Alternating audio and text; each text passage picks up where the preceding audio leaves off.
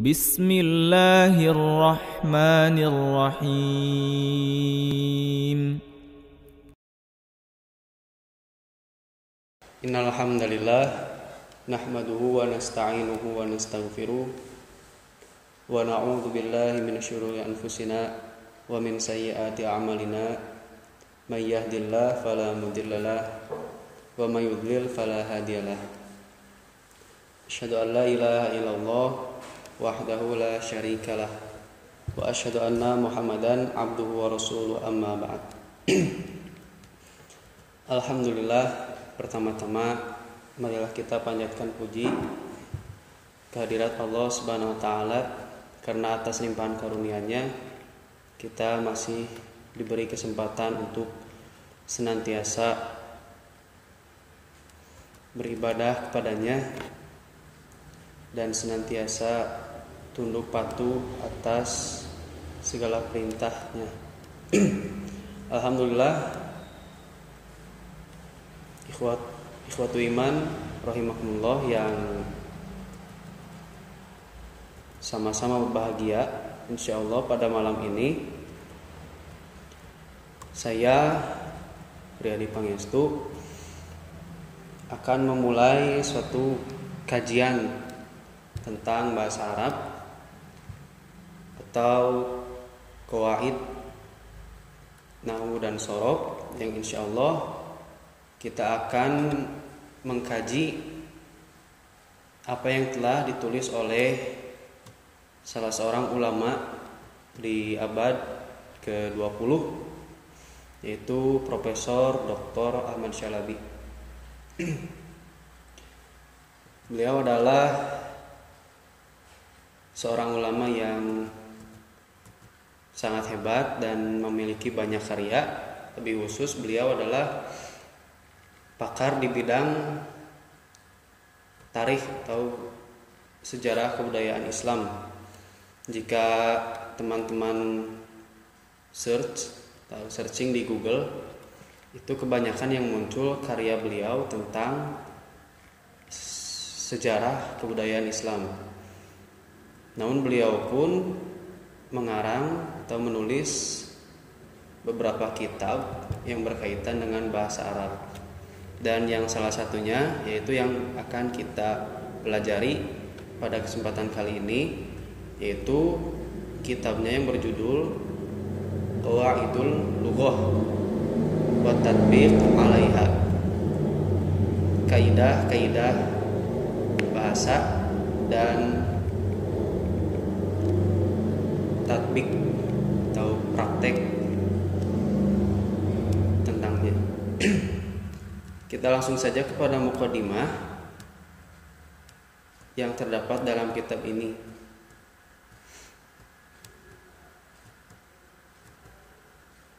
Namun sebelumnya perlu diketahui, agak sulit sepertinya mencari kitab, bahkan PDF-nya pun saya mencari kemana-mana itu agak sulit gitu ya. Jadi kebanyakan kitab yang dipegang saat ini adalah kitab fotokopian, dan saya mendapatkan PDF-nya pun bukan PDF yang ditulis ulang atau diketik ulang, tapi ini PDF yang dicetak atau dipoto. Yang ada pada tangan saya adalah kitab PDF yang dicetak atau cetakan awal yang dicetak pada tahun 1957.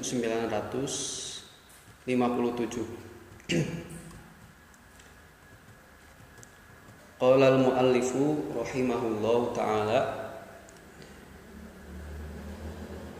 muallif atau penulis mengatakan, Bismillahirrahmanirrahim, dengan menyebut nama Allah yang Maha Pengasih lagi Maha Penyayang. Wa minhu yurjal aun, dan darinya pertolongan diharapkan, atau kepadanya Allah Subhanahu wa taala kami mengharapkan pertolongan. Muqaddimah. Dan Ikhwati iman rahimakumullah, mukadimah ini juga saya dapati tidak lengkap. Namun alhamdulillahnya pada kitab yang ada pada saya ini itu terdapat terjemah tentang mukadimahnya. Namun isi kitab itu semuanya full berbahasa Arab. Kita langsung saja kepada mukadimah. Bismillahirrahmanirrahim. Beliau menulis dengan segala senang hati. Buku yang khusus membahas tentang tata bahasa ini disodorkan kepada saudara-saudara peminat bahasa Arab sebagai yang pernah dijanjikan. Sedianya buku ini adalah jilid ketiga dari rangkaian buku Ta'limul Lughatil Arabiyyah. Tetapi berkenaan dengan adanya advice dari beberapa teman yang menganjurkan supaya buku yang spesial membahas tentang tata bahasa atau qawaid diberi nama tersendiri pula sesuai dengan pembahasannya. Maka dengan senang hati saya menurut saja. Dari paragraf pertama ini kita dapat mengetahui bahwa sesungguhnya kitab ini, kitab Qawaidul Lughah Al-Arabiyyah wa Tatbiq 'alaiha, itu pada asalnya adalah jilid ketiga dari buku beliau yang berjudul Ta'limul Lughatil Arabiyyah. Namun karena banyaknya permintaan dari orang-orang tentang buku qawaid tersendiri, jadi beliau menuliskan khusus tentang qawaid saja, dipisahkan dari Ta'limul Lughah Al-Arabiyyah secara umum. Kemudian beliau mengatakan, saya berada di Indonesia belum sampai lamanya, waktu yang sangat pendek dalam rangkaian masa. Tetapi bagi saya, waktu yang pendek itu cukup memberi kebahagiaan kepada diri saya. Lantaran ia sempat juga mendatangkan perubahan-perubahan yang besar sekali artinya. Dalam pada itu masih teringat juga oleh saya bahwa di sini, artinya di Indonesia, karena beliau itu pernah berkunjung ke Indonesia sekitar beberapa tahun, atau disebutkan dalam beberapa referensi, beliau menyalurkan ilmunya di negara Indonesia pada tahun 1955 atas dasar menjalankan tugas dari pemerintah Mesir. Di antara kiprahnya di Indonesia adalah beliau pernah menjadi guru besar istimewa PT AIN Yogyakarta yang saat ini menjadi UIN Yogyakarta. Yang kedua, beliau pernah mengisi kuliah di UII, Universitas Islam Indonesia. Ketiga, mengisi kuliah di Universitas Cokroaminoto Surakarta. Yang keempat, mengisi ceramah-ceramah, pidato dan radio-radio. Dan kelima, beliau pernah menjadi ketua Lembaga Kebudayaan Mesir di Indonesia.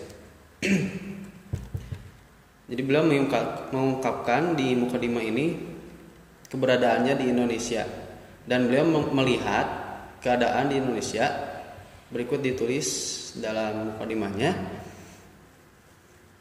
bahwa di sini di Indonesia di waktu-waktu yang lampau buku Alfiyah Ibnu Malik diajarkan kepada pelajar-pelajar yang pertama kali berkenalan dengan bahasa Arab, karena anggapan bahwa dengan mempelajari kitab Alfiyah itu mereka sudah belajar bahasa Arab, padahal sebenarnya mereka tidak mempelajari bahasa Arab.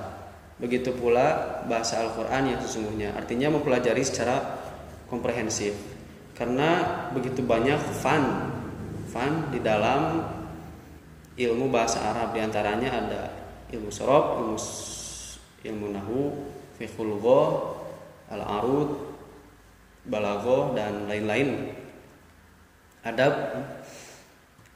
Kemudian lanjut beliau, tetapi keadaan ini sudah sedemikian jauh berubah lantaran pelajar-pelajar yang baru berkenalan dengan bahasa Arab sudah mulai mempelajari bahasa Arab yang sesungguhnya, sehingga buku Ta'limul Lughatil Arabiyyah, yaitu buku yang beliau karang, jilid pertama mendapat sambutan yang baik sekali. Sambutan yang hangat itulah yang mendorong saya menerbitkan Nakas jilid kedua dan berusaha terus dengan tak henti-hentinya untuk melengkapkan penerbitan rangkaian jilid-jilid selanjutnya. Di antara hal-hal yang mendorong saya bersegera menerbitkan buku pelajaran qawaid ini ialah tatkala saya pada suatu ketika memasuki suatu kelas di salah satu perguruan tinggi di mana saya mengajar menemukan pelajaran tata bahasa Arab tertulis di papan tulis atau pelajaran qawaid lughah al-arabiyah terpampang di papan tulis.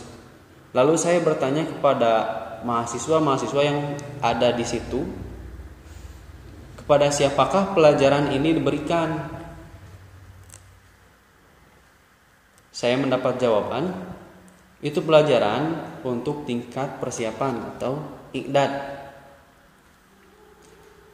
Kata beliau, sejurus timbullah rasa kasihan dalam hati saya terhadap pelajar-pelajar itu. Sebab saya sendiri tidak memahami pelajaran tersebut. Pengertian pelajaran atau ta'rif, definisi-definisi pelajaran begitu sukar ditangkap dan susunannya pun kacau. Tambahan lagi dipergunakan kata-kata yang sama sekali tak terpakai dalam bahasa Arab, seperti perkataan id, law, wato dan lain-lain sebagainya yang saya sendiri tidak menghafalnya. Namun saya juga merasa bahwa kesalahan itu adalah kesalahan saya pula. Lantaran saya telah menerbitkan buku-buku mutalaah. Beliau mengarang buku mutalaah yang begitu mendapat sambutan yang sangat baik dari kalangan guru-guru dan pelajar-pelajar. Tetapi saya belum menerbitkan buku-buku bahasa. Maka apakah yang mereka lakukan? Maka dari itu saya mengusahakan buku-buku tata bahasa yang terdiri dari 3 jilid, dan inilah jilid pertama. Jadi yang pada asalnya ini adalah jilid ketiga dari kitab Ta'limul Lughatil Arabiyah. Tapi kemudian kitab ini jadikan kitab yang membahas tata bahasa tersendiri.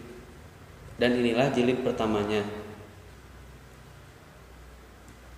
Berikut pembahasan-pembahasan yang terdapat dalam kitab Qawaidul Lughah al-Arabiyyah wa Tatbiq 'alaiha, yaitu tentang kalimat dan jumlah lengkap dengan macam-macamnya.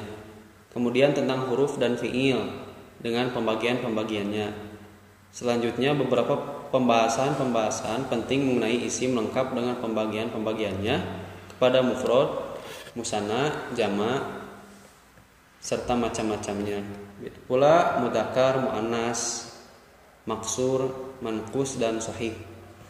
Seterusnya mengenai isim-isim nakirah, ma'rifah serta pembagian masing-masing, mamnu minas sarfi, perubahan isim serta bentuk-bentuknya, dan isim-isim yang mabni sampai kepada perubahan atau i'rab, isim musanna, jama serta isim 5 asmaul khamsah, dan perubahan-perubahan isim maksur, manqus, dan isim yang mendapat tambahan ya mutakallim. Kemudian beliau melanjutkan, tak lupa saya peringatkan di sini bahwa pelajar-pelajar kedapatan masih lemah baik ditinjau dari sudut umur maupun dari sudut tingkatan pengetahuan mereka. Maka pengajar atau guru dapat mempertangguhkan bab-bab yang dianggap masih sukar bagi mereka. Artinya kalau memang satu bab atau satu tema dianggap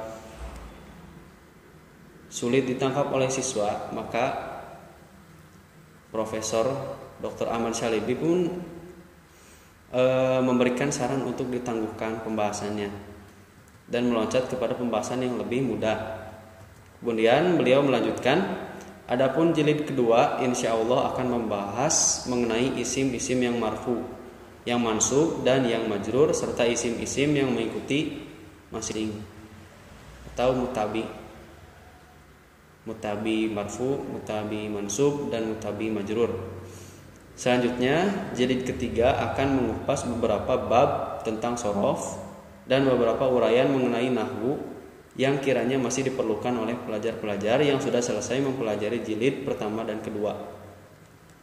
Dan pengharapan saya supaya para guru tidak lagi mengajarkan alfiah kepada murid-murid.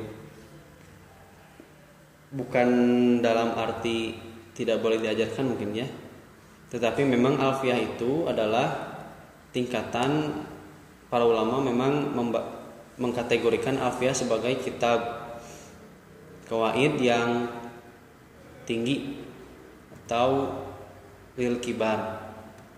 Adapun yang disodorkan oleh beliau adalah kitab yang khusus untuk para pemula atau mubtadiin. Dan sampai sekarang pun saya masih mencari jilid kedua dan ketiga dari kitab ini.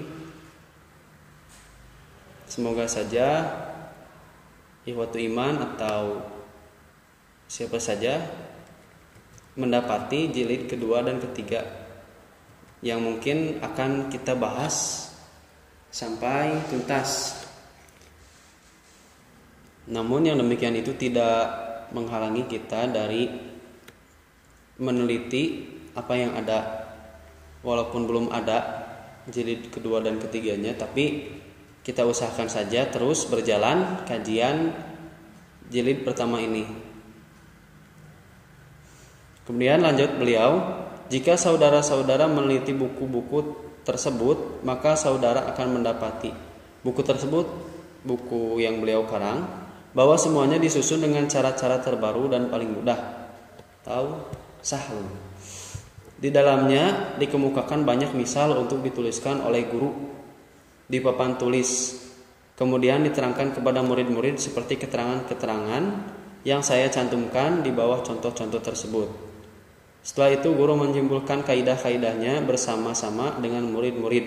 Lalu jika masih ada kesempatan dituliskan di papan tulis dan murid-murid diminta mempraktekannya baik dengan lisan maupun dengan tulisan.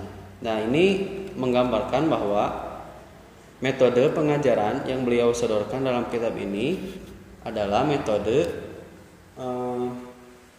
istinbatiyah, kebalikan dari thoriqah al-qiyasiyah.